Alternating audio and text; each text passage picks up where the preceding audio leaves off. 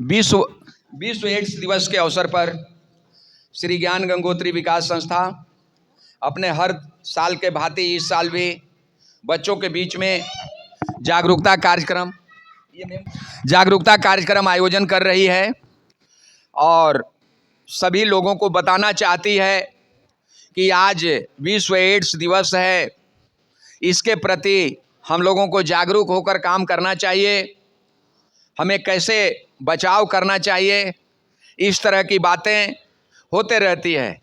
तो हमारे बच्चे आगे आओ, सब लोग इधर, बच्चों इधर सेटो, सब लोग आगे आ जाओ। तो संस्था के अंदर जो भी कार्यक्रम होता है जागरूकता के प्रति बच्चों को जागरूक करते रहते हैं हम लोग समय समय पर।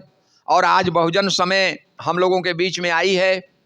मैं YouTube चैनल के माध्यम से, आपके चैनल के माध्यम से ज़्यादा से ज़्यादा लोगों को जागरूक करना चाहता हूं। और इस कार्यक्रम को सफल बनाने के लिए हमारी मैडम द्वारका से आई हैं, आज की मुख्य अतिथि हैं संध्या जी। मैं दिल से आभार व्यक्त करता हूं और अपने टीम के तरफ से भी आभार व्यक्त करता हूं। तो फोटो के साथ हम लोग फिर ऑफिस में बैठेंगे और हर आदमी अपना अपना विचार रखेगा, आपके चैनल के माध्यम से रखेगा। तो आज हम लोग एक नारा लगाएंगे, विश्व एड्स दिवस सफल हो, विश्व एड्स दिवस, विश्व एड्स दिवस। और श्री ज्ञान गंगोत्री ने ठाना है एड्स को भारत से भगाना है।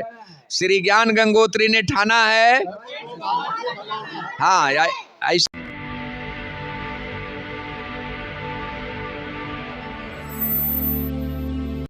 आज विश्व एड्स दिवस है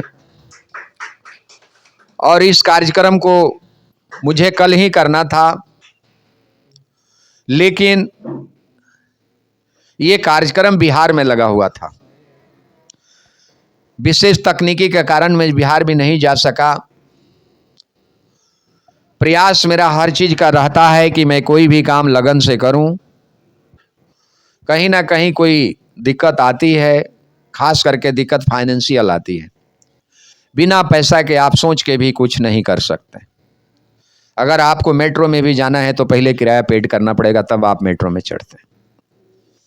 लेकिन मैंने ये 24 साल की यात्रा ऐसे हंसते खेलते पार किया कि मुझे खुद पता नहीं चला कि मैं कब और कैसे इस कार्यक्रम को चलाता हूं। खुशी इसी बात की है कि जो मैंने चाहा वो करता हूं। जीवन में आदमी का एक लक्ष्य मिलता है, एक समय मिलता है, और उस समय का हमने सही प्रयोग करते हुए हमने बिहार के भागलपुर जिला में एक डिस्पेंसरी भी दिया हूं। और 2020 में मैंने वहां पर यही कंप्यूटर सिलाई और ब्यूटी पार्लर का सेंटर दिया हूं। वहां भी 12 आदमी काम करते हैं, प्रति महीना वहां सैलरी भेजनी पड़ती है। यहाँ भी हमारे सभी मिलाजुला के 5 स्टाफ हम लोग काम करते हैं और अपने संस्था को भविष्य तय करने में लगे। जीवन में मैंने बहुत ऊंचाई चढ़ाई देखा। चाह बहुत कुछ होता है पाने का, लेकिन मैं जो हमारे साथ बच्चे जुड़े हुए हैं, मैं इन लोगों को बराबर सिखाता हूं कि थोड़ा सा आप लोग अपने को ऊपर प्रपोज करो, आगे बोलने का प्रपोज करो, समाज में खड़ा होने का प्रपोज करो और संस्था का परिचय बताने का प्रयास करो। ठीक है, जहां तक इन लोगों के होता है, बोलता है लोग, नहीं बोलता है। दुख तो मुझे होती है कि मुझे ही सब कुछ करना पड़ता है। तो इसी के साथ आज के कार्यक्रम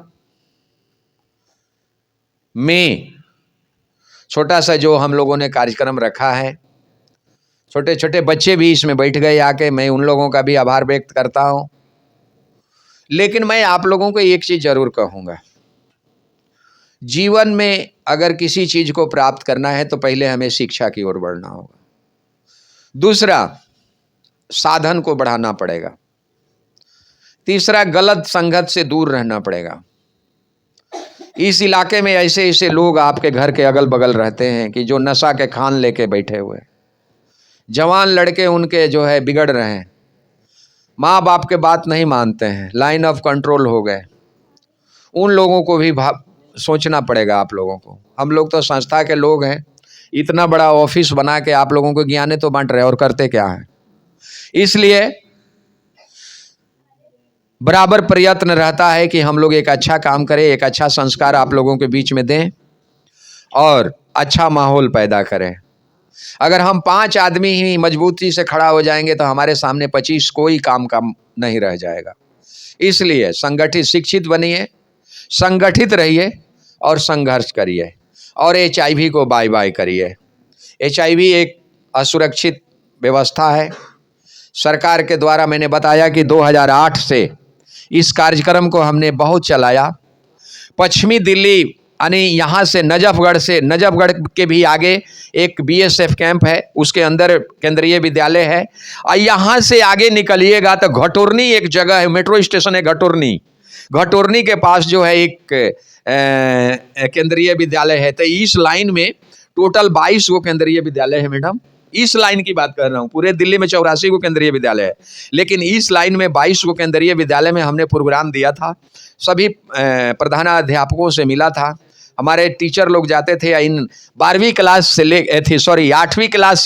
लेके पूरे 12वीं क्लास के बच्चों को हम लोग HIV की जानकारी दिए थे। तो अनुभव ज़्यादा है, काफ़ी कुछ करने की तमन्ना रहती है, लेकिन दुख यही है कि दिल्ली सरकार के अंदर जो हम लोगों को चाहिए वो मिला नहीं। मैडम आप जिस द्वारका में रहती है, आप देखिएगा सेक्टर 10 और सेक्टर 12 में 2 जगह रैन बसेरा बना है, वो मेरा ही निर्माण कराया हुआ है। फर्स्ट वो मेरा ही निर्माण कराया हुआ है। लेकिन आपके केजरीवाल साहब आए तो 2016 में टेंडर व्यवस्था लागू कर दिए और टेंडर के माध्यम से हम लोग हट गए वहाँ से, इसलिए कि अब टेंडर में भू माफिया होते हैं, पैसे वाले माफिया जाते हैं। तो आज भी मुझे खुशी है कि हम लोग द्वारका में रैन बसेरा का निर्माण कराए थे।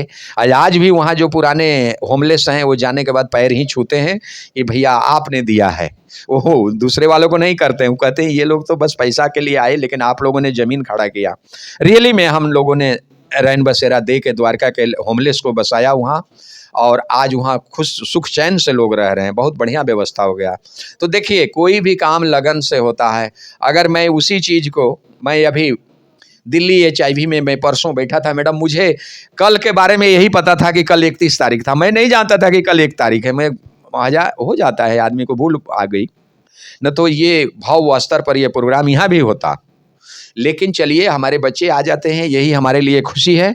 तो मैं ज़्यादा कुछ ना कहते हुए, इस कार्यक्रम में आप आई हैं श्री ज्ञान गंगोत्री विकास संस्था को। मैडम ये नीचे साइड में मैं एक म्यूजियम बना दिया हूँ, और आपको बता दूं कि ये बुजुर्गों को बैठने का जगह है, ये भी सुन लीजिए। ये भावना गौड़ जी चेयर वेयर दे रखी हैं, और इसका भी ग्रांट मिलता था मैडम।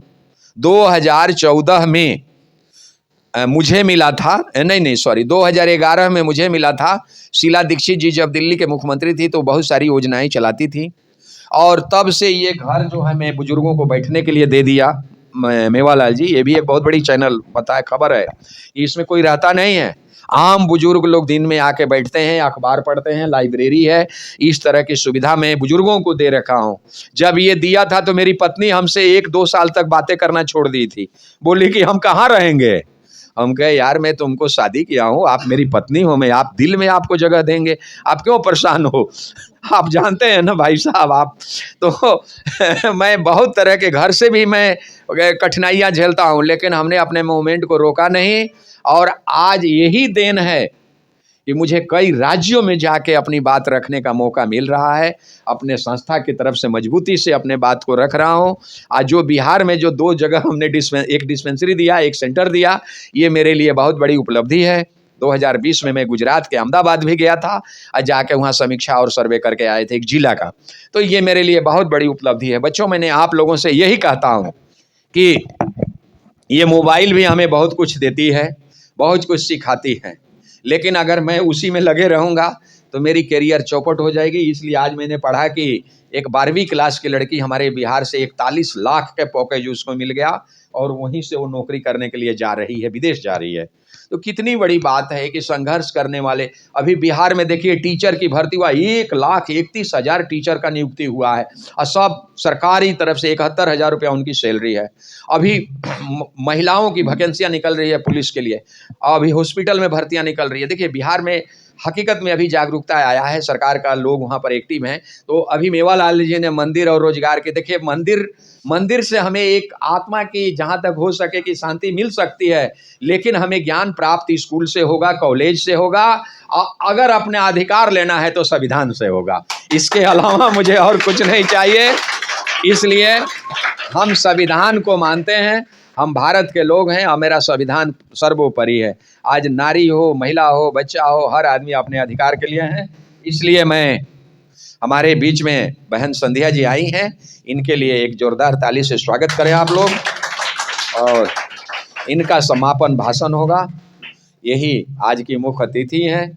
और मैं ऐसे लोगों को बीच बीच में हर बार बुलाते रहता हूँ। एक बार यहाँ एक दिल्ली विश्वविद्यालय के प्रोफेसर आई, फिर दूसरे बार जो है जवाहरलाल नेहरू विश्वविद्यालय की professor I.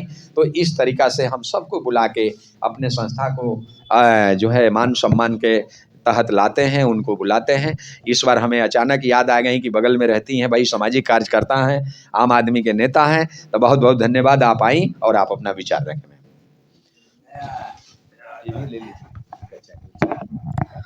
Thank you so much भैया आपका। श्री ज्ञान गंगोत्री विकास संस्था, मैंने अभी कल थोड़ा सर्च मारा था इसके बारे में, लेकिन पूरा जानकारी मुझे अभी मिला है जब मैंने सुना है सर को पूरा यहाँ पर, और मुझे बहुत अच्छा लग रहा है कि सच में मैं जहाँ आई हूँ वहाँ पर सच में मैं ये मेरा व्यर्थ नहीं किया है। इतने अच्छे से अपने काम गिनवाए हैं सर, मैं मतलब कि मुझे इतना अच्छा लग रहा है कि मैं क्या बताऊँ। इतना बड़ा काम आपने जो अभी रैन बसेरा की बात की है, मुझे तो सबसे बुरा लगा कि आपने कहा कि दिल्ली सरकार ने कुछ मतलब कि वो होने नहीं दिया। तो मैं आपसे एक बार रिक्वेस्ट करना चाहती हूँ और बोलना चाहती हूँ कि इस पर हम एक बार दोबारा जाएंगे और बात करते हैं कि हुआ क्या है, असलियत जाने की हुआ क्या है, क्यों वो रह गया है, क्यों उस पर काम हो नहीं पाया है। तो मैं आपको सहयोग करना चाहती हूँ इसमें, और आपका सहयोग मैं चाहती भी हूँ कि आप सहयोग कीजिए कि हम साथ में चले वहाँ पर, चल के वहाँ पर उस बात को रखें कि भाई हुआ क्या, क्यों बंद हो गया, क्यों उस पर काम नहीं हो पाया है।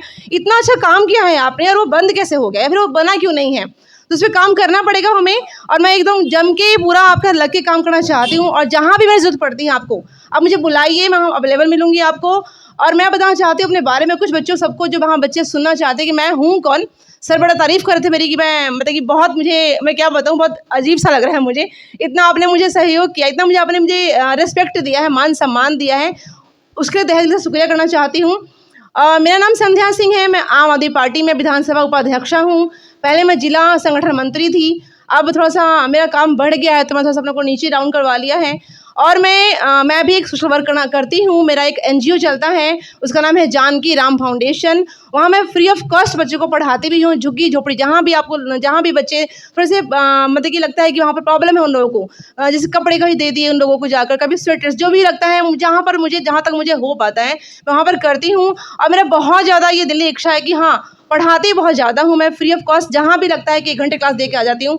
थोड़ा सा मैंने अभी उसको ब्रेक लगाया है, कुछ प्रॉब्लम चल रही है मेरे साथ में, इसलिए। बाकी मुझे इतना अच्छा लग रहा है कि मैंने देखा है, स्टडी सेंटर को देखा है कि ये लग रहा है कि सच में मतलब कि हर तरह की फ़ोटोज़ लगी हुई हैं यहाँ पर, और बच्चे बहुत एक्टिव लगे मुझे यहाँ पर। मतलब कि कोई भी यहाँ पर ना, एक होता है कि एक कास्टिज़म होता है, वो यहाँ देखने को नहीं मिल रहा है। मतलब कि हर प्रकार के लोग की फ़ोटो, हर प्रकार की महान शक्तियों की फ़ोटो देख रही हूँ। वाल्मीकि जी यहाँ पर हैं, वहाँ पर, और हमारे कबीर दास जी हैं यहाँ पर, हमारे संविधान निर्माता हमारे भीमराव अम्बेडकर जी की फ़ोटो लगी हुई है। तो ये देखिए हमारे देश के संविधान निर्माता की फ़ोटो लगी हुई है। तो यहाँ मुझे लगता है कि कुछ सिखाने की जरूरत पड़ती भी नहीं है। आप लोग रोज़ देखते हो ना इसको, तब एम्पावर हो जाते होगे, वाह ये है, देखा होगा ना, आपने कहानी सुनी होगी इनके बारे में, पूरी कहानी बच्चे आप जानते होंगे। अब मैं बोलना चाहती हूँ ये कि आप लोग जितने बच्चे यहाँ पर पढ़ रहे हैं, जैसे पढ़ रहे हैं, सब बच्चे मुझे बड़े लग रहे हैं, थोड़े से मेजोरिटी आप लोगों के अंदर है। जब बच्चा 8 साल का होता है ना, तो वो छोटा बच्चा कहलाता है। 8 साल के बाद बच्चा मैच्योर होना शुरू हो जाता है, और 14 ईयर्स में पूरी आधी मैच्योरिटी आ जाती है, और 18 में तो पूरी आ ही जाती है। ठीक है, तो आपको पता हो गया होगा कि HIV क्या है, एड्स क्या है, सब कुछ जानकारी मिल गई होगी आपको। लेकिन इसके अलावा जो पढ़ाई की बात करना चाहती हूँ, उसमें कैसे करना है आप लोगों को, कुछ भी नहीं करना है आपको, कुछ एम्पावर की ज़रूरत नहीं है। करना क्या है, आपको अपने पेरेंट्स को देखना है कि मेरे पेरेंट्स किस तरह से स्ट्रगल कर रहे हैं मेरे लिए। बस आप वो देख लोगे ना, आपको कुछ सुनना नहीं चाहिए होगा कि मैं क्या सुनूं, क्या देखूं, कहाँ से मुझे एम्पावरमेंट मिले।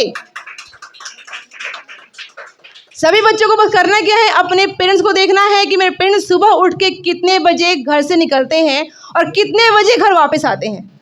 बस आपको यही फोकस करना है, बाकी आपको कुछ समझाना नहीं पड़ेगा। मुझे लग रहा है कितना देख लिया ना आप लोगों ने, सब भूल जाओगे कि मुझे कहाँ टाइम पास करना है, कहाँ पढ़ना है और कहाँ कैसे अपने फोकस करना है कैरियर पर। तो आपका करियर बेटा बहुत इंपॉर्टेंट है। आपके पेरेंट्स देखो, सबके पेरेंट्स गांव छोड़ के यहाँ रहते हैं, है ना, किसी का घर तो है नहीं दिल्ली हमारा। तो ये हम यहाँ पर रह क्यों रहे हैं, क्योंकि पेरेंट्स चाहते हैं कि जो मैंने किया उससे ज़्यादा मेरा बच्चा करे, है ना। तो आप लोग यहाँ पढ़ भी रहे हो, सर ने जो इतना फ्री ऑफ कॉस्ट बता रहे हैं, मतलब कि फ्री ऑफ कॉस्ट करवा रहे हैं। आपका कंप्यूटर सेंटर, सिलाई सेंटर, जो भी आप लोग करवाते हो बहुत बढ़िया लग रहा है मुझे। इस पर फोकस करो बच्चे, अपना अपना करियर, अपना अपना एम समझ लो, मुझे किस जगह जाना है, मुझे किस ओर जाना है और मैं कैसे उसको अचीव कर सकता हूँ। मैंने एक आपको डोज जो दिया है ना, पेरेंट्स को देखना है, बाकी कुछ नहीं सोचना है कि कहाँ मैं टाइम पास कर रहा हूँ। अगर आपने अपने पेरेंट्स का स्ट्रगल देख लिया ना, तो बाकी कुछ मैं कहना नहीं चाहती हूँ कि भाई आपको कहने की जरूरत पड़ेगी। बाकी मैं कितना भी स्टोरी सुना दूँ आप लोगों को, भगत सिंह की, राजगुरु की या फिर भीम अम्बेडकर जी की, वो छोटा लगेगा, क्योंकि आपके घर में उदाहरण मौजूद है ना, सब देख रहे हैं पेरेंट्स का स्ट्रगल। तो प्लीज़ आप वो देखिए और फोकस कीजिए और अपने आप को हमेशा कोशिश कीजिए कि हाँ, सबसे अलग करूँ। सबसे अलग तभी करेंगे जब आप अपना पेन पेंसिल किताब पकड़ के चलेंगे। बाकी इसके अलावा सब मिथ्या है, सब पागलपंती है, सब बकवास है। आपको सिर्फ करना है किताब, कलम और पेंसिल, जो भी जहाँ मिलता है अब लग जाओ उस पर छूट कर। बाकी धन्यवाद करना चाहूँगी सर का, ज्ञान गंगोत्री विकास संस्था का, जिन्होंने मुझे बुलाया, इतना सम्मान दिया।